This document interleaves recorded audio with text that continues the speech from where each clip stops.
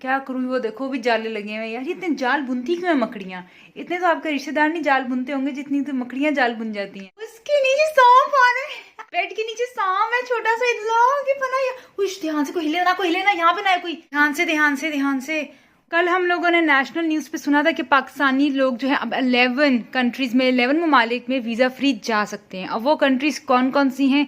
Brazil, United states, China, Mongolia, Russia बिल्कुल भी नहीं है वो समंदर की तहों में जाके, वो जहाँ ना बंदा ना बंदे की जात, जैसे माइक्रोनेशिया, वीज़ा फ्री, वो भी वीज़ा ऑन अराइवल है आपका। वो तहदे नज़र जहाँ बंदा बंदे को नहीं पहचानता, ना आपको एक बंदा नज़र आएगा।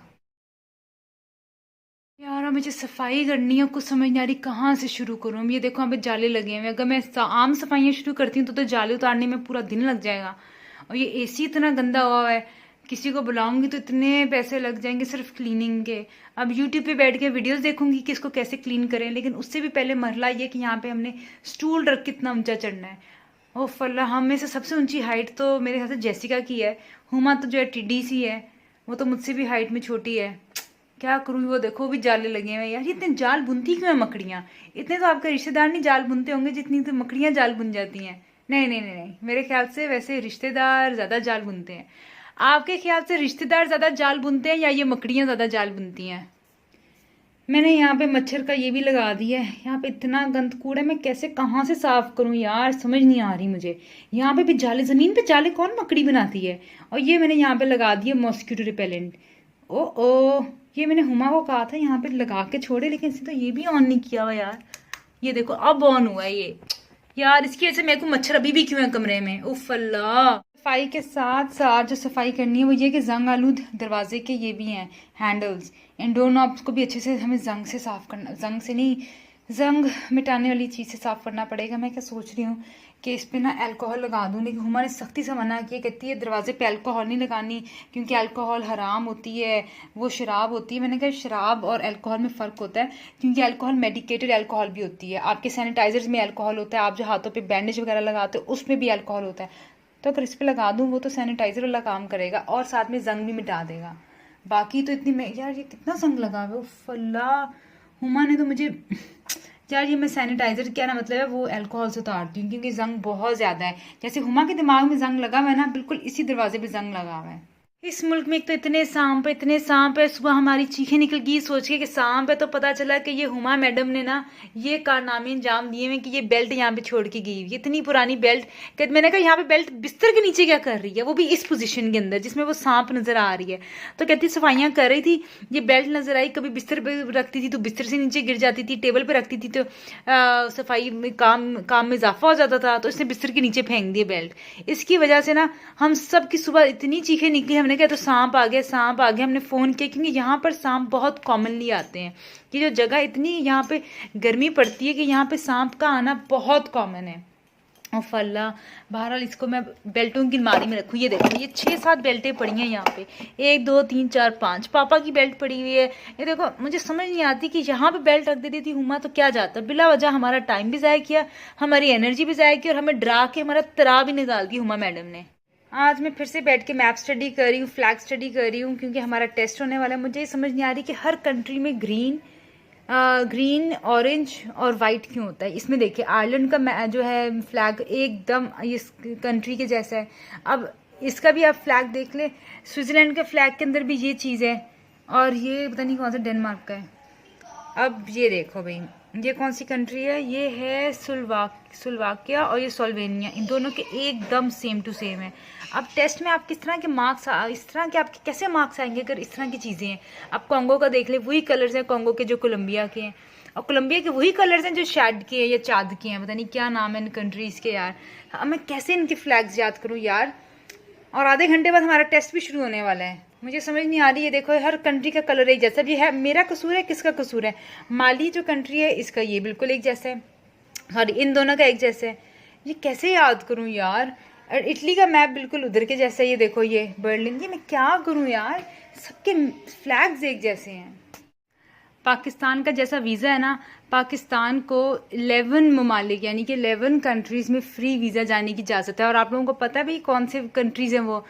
चाइना, मंगोलिया, रशिया, लीबिया, ये वो कंट्रीज नहीं हैं, अगर आपको लगता है वो कंट्रीज है, ये माइक्रोनेशिया, यहाँ पे फ्री ऑफ कॉस्ट जा सकते हो। ये जहाँ तहदे नज़र पानी ही पानी है, ना बंदा ना बंदे की ज़ात किस मुल्क को पहचानता भी नहीं, क्या चीज़ है क्या नहीं, किसके अंडर आता है किसके अंडर नहीं। यहाँ पे पाकिस्तानी को जाने की मुफ्त इजाज़त मिली हुई, यानी कि वीज़ा ऑन अराइवल है आपका।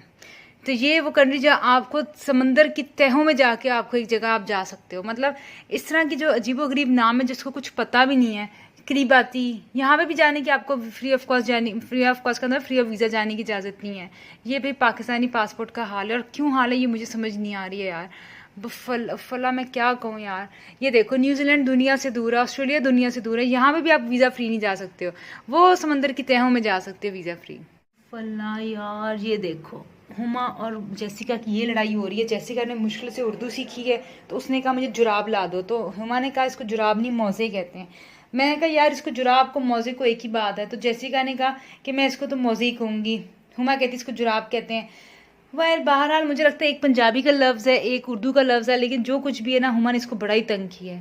लेकिन मुझे एक चीज़ नज़र आ रही है कि जुराब जो है ना मुझे कोई साफ़ सुथरी नहीं लग रही, ये मुझे ना कोई स्कैम टाइप लग रही है। ये देखो गंदी सी जुराब है, लेकिन चलो अभी जुराब है या मौजे हैं, इसका एक ही काम है, आपके पाँव में आप पहनते हो।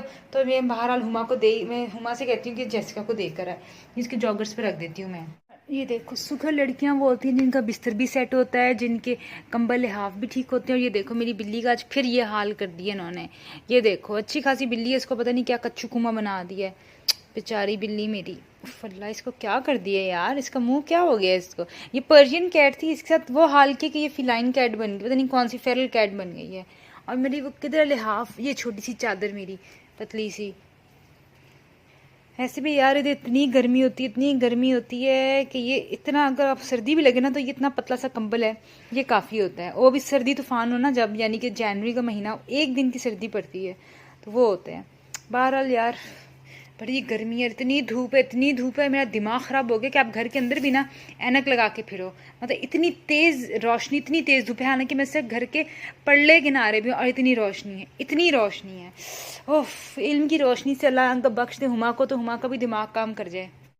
अब हमें कोई धोखा नहीं दे सकता। मेरे पास एक बड़ा ज़बरदस्त किस्म का ट्रिक आ गया, इसको कहते हैं पोलराइज्ड कहते हैं उन ग्लासेस को जो आपको धूप से प्रोटेक्शन देती है। अब ये एक इमेज बना हुआ है, इस इमेज में क्या है कि अगर आपकी ग्लासेस पोलराइज्ड होंगी ना आपकी ऐनक, तो यहाँ पे एक इमेज आपको नज़र आएगा। तो इसका मतलब है वो जो है ग्लासेस आपकी सेफ है, आप धूप में, आपको धूप से बचाती है आपकी आंखों को। लेकिन अगर वो इमेज आपको नज़र नहीं आता, इसका मतलब है कि वो झूठ है। और हमें एक आदमी ने 1000 रुपये की ऐनक बेची हुमा को, ये कह के मतलब 998 की थी वो ऐनक, ये कह के पोलराइज्ड है। हम घर आए, हमने ये स्वॉच देखा, हमने देखा कि तो नज़र ही नहीं आ रही, तो पता चला कि यार ये धोखा दे दिया। खैर मैंने तो कहा मैं जाके लड़ूंगी उस आदमी से, हमारे पैसे हराम के पैसे थोड़ी ना, दरख्त पर थोड़ी ना उगते हैं। बहरहाल बड़ी मुश्किलों से ये लोग जो है ना ढीठ होते हैं, मानते नहीं हैं। तो बड़ी मुश्किलों से उस आदमी ने वापस किया। जब मैंने उस आदमी को ये स्वॉच दिखाया ना कि ये पोलराइज ग्लासेस का स्वॉच है, उसने उसी वक्त हमें बकाया पैसे निकाल के दे दिए। इन लोगों से बकाया पैसे लेना मौजज़ा है, मौजज़ा। बहरहाल शुक्र है ये मुझे नज़र आ गया। ये जी गर्मियों का बेहतरीन हल निकाला हुमा मैडम ने। ये है प्रिकली हीट पाउडर, इतनी छोटी सी ठीकरी है, ये मेरे हाथ के अंदर पूरी आ जाएगी, बहुत छोटी सी ठीकरी है। मैंने ऐसे कहा तुम्हें ठीकरी में क्यों लेकर जा रही, करिए आप कहीं बाहर जाते हो, आउटडोर जाते हो, आपको पसीना नहीं आएगा, आप पाउडर लगा लो। मैंने कहा ये तो सही है, और है भी प्रिकली हीट, इसमें कूलिंग इफेक्ट है, यानी कि बर्फ़ जैसा इफेक्ट है। तो बहरहाल ये हम लेकर जाते हैं। और जितनी गर्मी पड़ रही है और जितना यहाँ पर तो ऑक्सीजन भी नहीं है, मैं तो ये कहूँगी सांस लेने के लिए ना, हो अल्लाह, बारिश के दिन याद आ रहे हैं। हुमा तो मैडम को तो मॉडर्न पार्क की वॉकें, डिफेंस पार्क की वॉकें याद आ रही हैं, मगर वो वॉक थी मानसून के महीने में, मानसून में भी ना कोई ऑक्सीजन नहीं होती। ये जो है बहरहाल ये लेकर जाते हैं, शायद इससे हमें कुछ सांस आ जाए, क्योंकि ये बहुत ही ज़बरदस्त किस्म की चीज़ है। ये प्रिकली हीट पाउडर है, इतना ज़बरदस्त। लेकिन ये क्या लाल, ये क्या है, उल्ली लगी हुई है। हुमा की टोपी पे भी उल्ली लगी होती है, इसके पाउडर पे भी उल्ली, इसके जूते पे भी उल्ली है। ये तो कितनी गंदी चीज़ होती है।